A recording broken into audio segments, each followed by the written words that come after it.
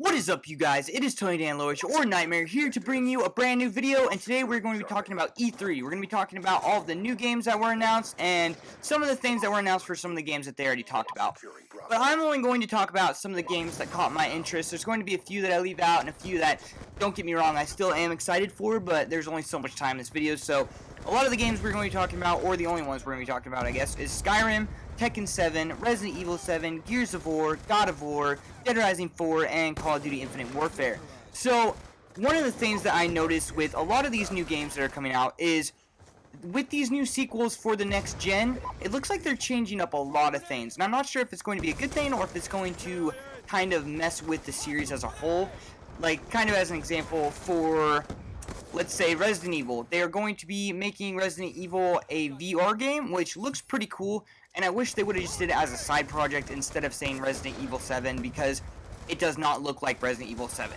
There's a lot of things missing from it, from the ordinary, you know, the original, from the other games. So I'm hoping that it doesn't make it, I'm hoping it doesn't mess with the series, because with the flop of 5 and 6, 5 was alright, but I mean, from, you know, critics' standpoint, 5 and 6 were flops. So I'm really hoping that they don't mess with the series too much, and they keep it what we want to see, you know, that third-person overhead, where you have to find bullets, you have to save with an ink ribbon, just that old horror that they've kind of taken away, and they've kind of went more towards, like, military, where these zombies evolve into these crazy things that have machine guns that shoot back at you, and no one wants that. So I'm really hoping that they don't mess with that too much. Kind of the same with God of War. This game looks amazing, don't get me wrong. The graphics look spectacular. Looks like the story is going to be really cool. It showed you in a world with your son, and I'm not sure if it's like post-apocalyptic or what's going on, like what's going on with the gods or where they're living at, but they're in the forest, and it looks like they're away from civilization, and they are hunting for food, and he's kind of teaching his son the ropes. So the executions that it showed on the enemies were brutal. He was smashing their heads into rocks and things like that. So don't get me wrong, I think there's still going to be a lot of gore, and it's going to be a very good game, but there was no overhead third-person view, and I'm not sure if that was just because it was a little intro or how they're going to do it. But as you know from all the other God of Wars, you're kind of using your chains, and it's from a far distance, so I'm hoping that the combos and all that stuff isn't taken away too much, but I can't say anything. It was just a little clip from the game, so I think that game is going to be really good, and I think the changes are going to work in the favor of that game. As for another game that was announced, Dead Rising 4, Frank is back. We are going back to the mall from Dead Rising 1. A lot of people thought it was going to be a remake or a remaster, but I don't think that's the case. I think we are just going back to the mall, and it's either going to, I'm not sure what they're going to do with the story, because you know from the original one, you only have a couple days, and then you either leave the mall on the helicopter, or the military invades and all that stuff. So I'm not sure what they're going to do with that, but I'm super excited that Frank is back, and I love the mall. I love all of the Dead Risings. I think they've done good on every single one. I've played through all of them, multiple different endings, so I think they're doing really good with that one. They buffed the graphics, new weapons, new costumes. We're back in the mall. As the next game, Zelda Wii U was announced again, I guess you would say, and it's coming out in 2017, I believe, so sometime next year. I was hoping it was going to be 2016. Maybe I'm wrong, maybe it is this year. Don't quote me on that, I guess I'll have to look that up.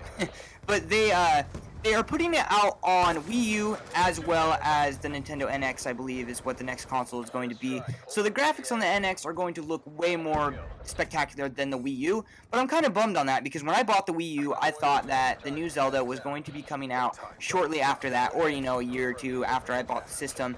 And now they've literally pushed it back so many times that a new console is going to be coming out. And when they first announced it, they showed the preview. It looked awesome. We were all excited for it, like the slow-mo arrow shots. We weren't sure what was going on with Link or what the story was going to be. But now that they've pushed it back so many times, they said initially when they pushed it back again, they had some new things they were going to add in the game, and they figured out that they could do something new for the game. So they decided to push it back so they could add these things into it, which is awesome. All of us are like, oh, you know, take your time, make the game good, don't rush it. But then we find out that one of the reasons they did that is so they could put it out on the new console, which is cool. It's just, we got this new console, the Wii U, and that was one of the big things that was supposed to come with it, and now it's going to be like Twilight Princess, where, you know, the graphics aren't going to be as good, but you can play through the game, which, don't get me wrong, playing Twilight Princess on the GameCube was awesome. I actually enjoyed it more than the Wii, so maybe that will happen, but I doubt it. I think it's going to be better on the new console, so we'll see what happens, but I really do love the Zelda franchise, and I hope that nothing bad happens to it. A lot of people are talking crap, but they don't, you know, we didn't get to see any temples, we didn't get to see any boss fights. he wasn't wearing his green outfit, so I'm not sure if there's going to be like that Ocarina of Time feel where you have to have your fire outfit, your water outfit, all that stuff. I don't think so, but we're going to see what happens. I'm not going to judge it until we see more. As for the next game, I don't have too much to say about this game, but Tekken 7. I love fighting games, Mortal Kombat, Tekken. I wish we could have got a new Soul Calibur or heard something about that, but until then, we are going to play Tekken 7, and it's going to be a lot better, I think, than Street Fighter. Street Fighter was good, don't get me wrong, but there was no story mode or arcade mode, I guess you would say, and that pissed a lot of people off because that is kind of the iconic thing for that game. So I'm really hoping that Tekken 7 comes through. We have another good fighting game like Mortal Kombat, so that it's not just that game out of all the fighting games that actually turns out to be a pretty decent game. But yeah, not too much to say on that. I'm excited. Heihachi, all those characters are coming back, so I think it's just going to be just like the originals where you bring back all the characters. As for Resident Evil 7 VR, I kind of touched on it and talked about it in the beginning. I'm kind of bummed out. It didn't seem like a Resident Evil game. It seemed like they were kind of biting the style of Silent Hill now that Silent Hill is gone.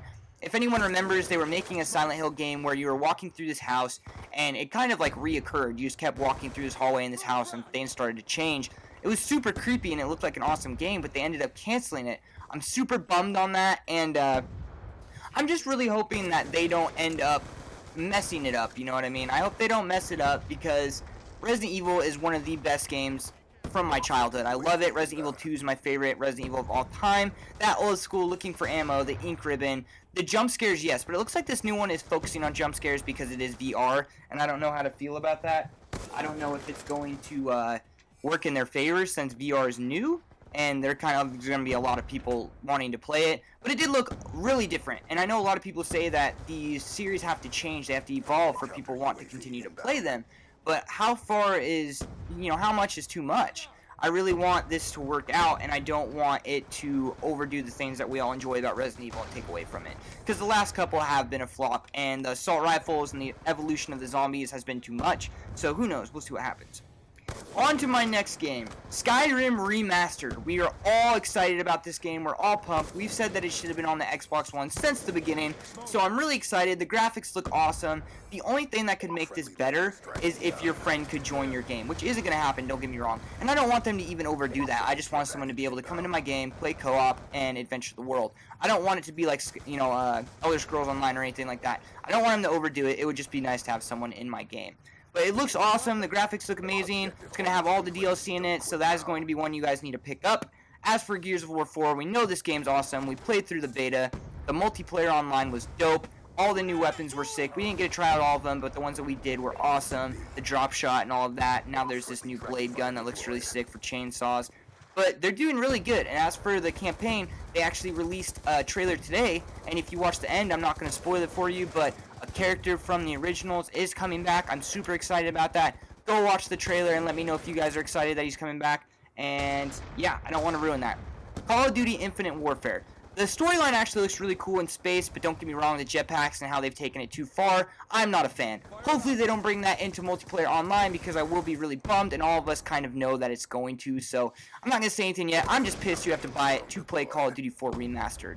But anyways, that is it. This is Tony Danilovich from Nightmare. If you guys could give the video a thumbs up, I'd really appreciate it. Let me know what your favorite game was that you saw at E3 and what you think the future holds. The Last Guardian is another one that I want to talk about, but we ran out of time. Anyways, thank you guys for watching. I appreciate it, and I'll see you in the next one.